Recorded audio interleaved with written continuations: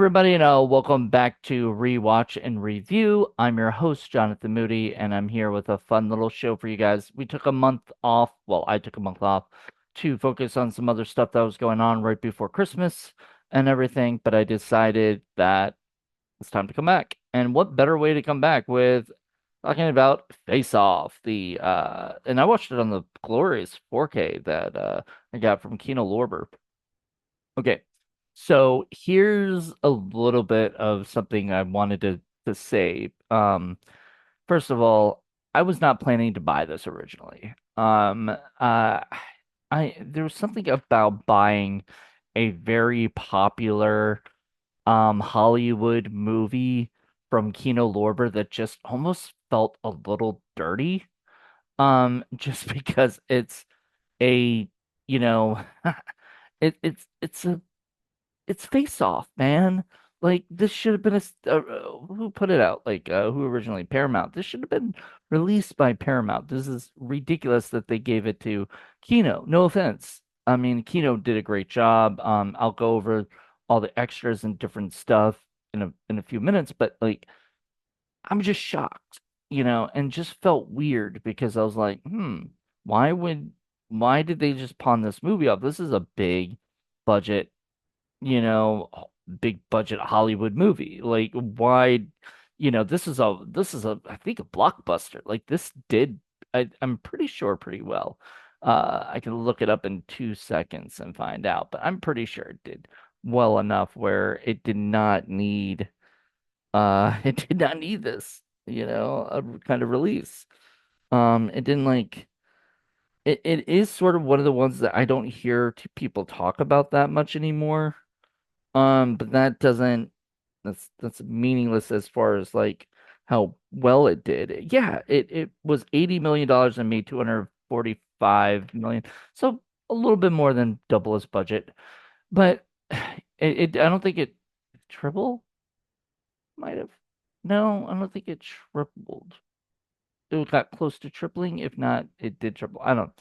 Anywho, the point is that it did fairly well for its budget, and I just don't understand what they were thinking on that. Like unless Kino had a really good deal with taking care of it and everything, but it just seemed a little strange.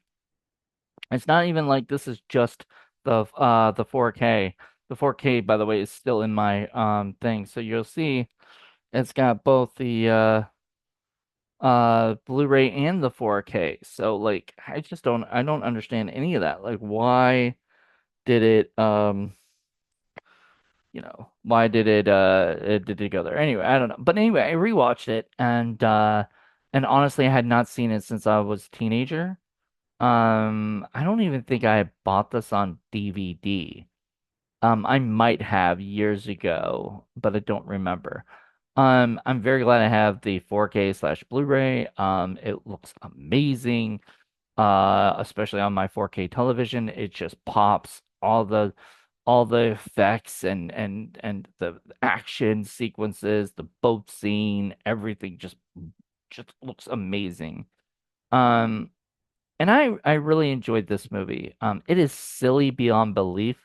Don't get me wrong. I mean, the fact that, you know, he has to look like the guy, but also they have to install something in his larynx in order to make him sound like him. Like it's like, they're really trying to make it be like instead of like doing like a cloning or something kind of movie, they're trying to make it make sense of why they're gonna make this guy turn into this person and everything. And I forgot the reason originally, and then now I figured out was that the brother knew the information about the bomb, and so he had to go in there to get it. But unfortunately, John Travolta's Castor Troy wakes up without a face, and he has to get one, and then he kills everybody.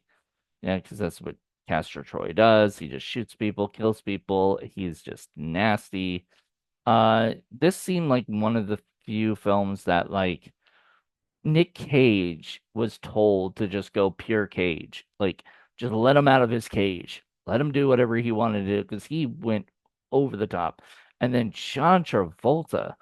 I seen him do like he like Broken Arrow, I think with Christian Slater. He kind of went a little kooky and over the top. But like this, he really, really, really seemed like he had a fun time. Both of them seemed to have fun playing the different roles and being able to be like, sort of both be them. I would love to hear like I know you know what, for now I'll say these things because this will kind of bother me if I don't. So there's audio commentary by director John Woo and writers Mike Werb and Michael Kaleri. Uh, Audio commentary by action film historians Mike Leader and Arne Venema. Audio commentary by the writers. Again, just I guess on their solo one without John Woo. I wonder what John Woo thought of that. I'm surprised John Woo didn't go, "Hey, I want my own solo commentary track." Seven deleted scenes with optional commentary by Woo, Werb, and Kaleri. The Light in the Dark, The Making of Face Off, and John Woo, A Life in Pictures. Um, this would be interesting to see sort of and hear sort of the commentary on how this all sort of, especially with the writers, how this sort of all came to be because, and I swear to God, I bet, if you see behind the scenes with Travolta and Cage, they both probably look like they're having a blast.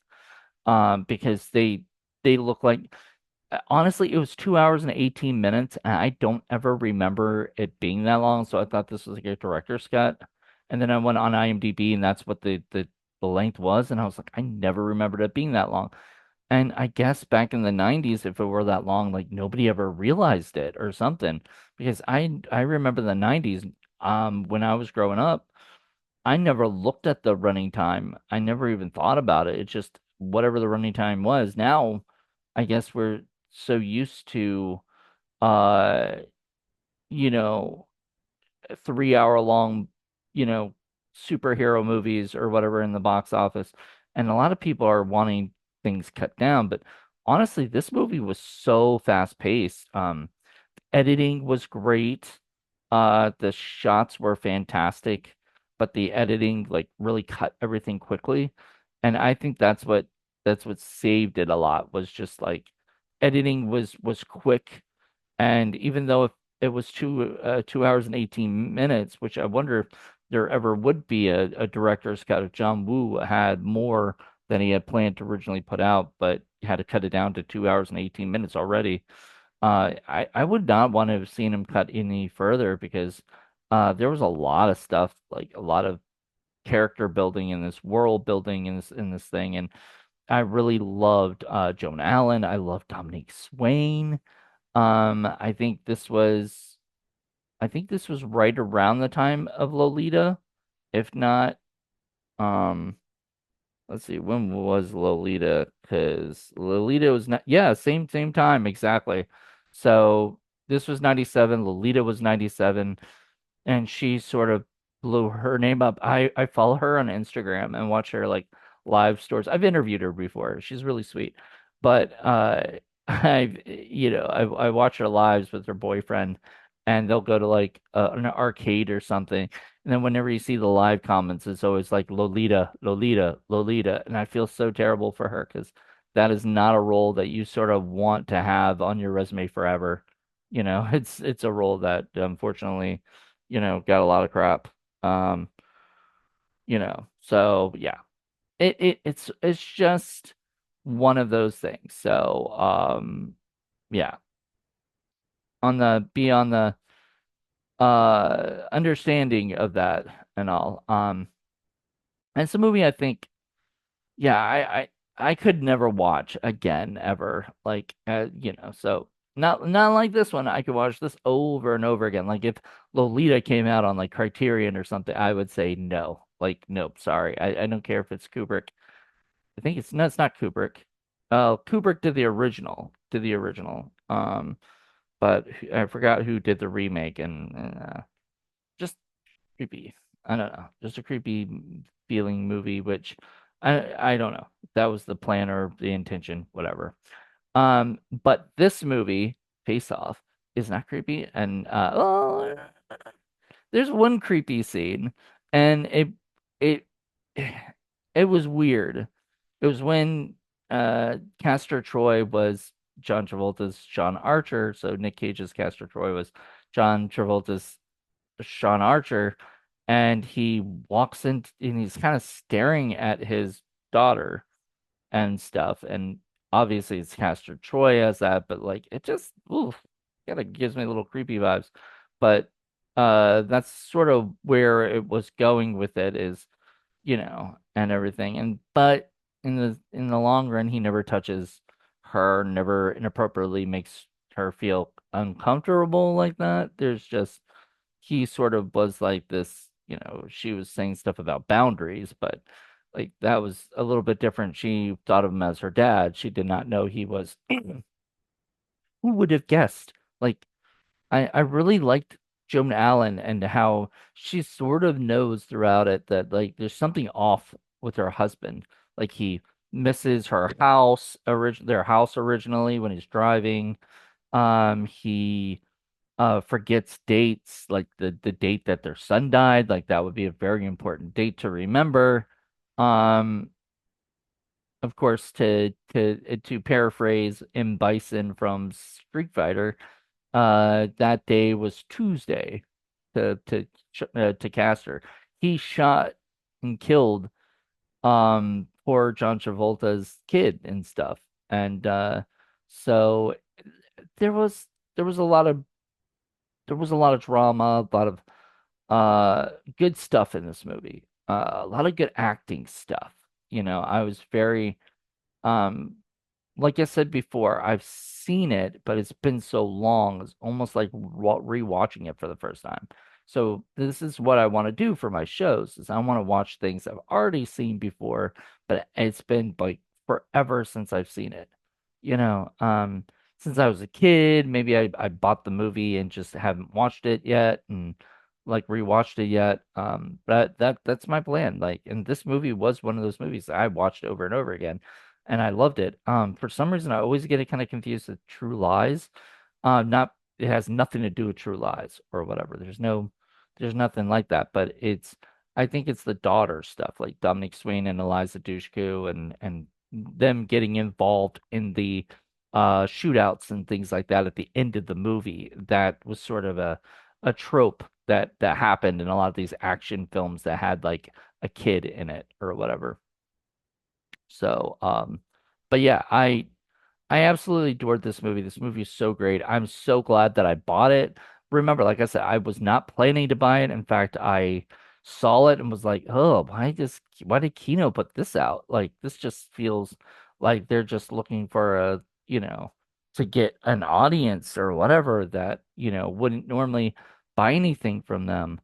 But I can sort of see like it just looks beautiful. It's well done. They take care of it.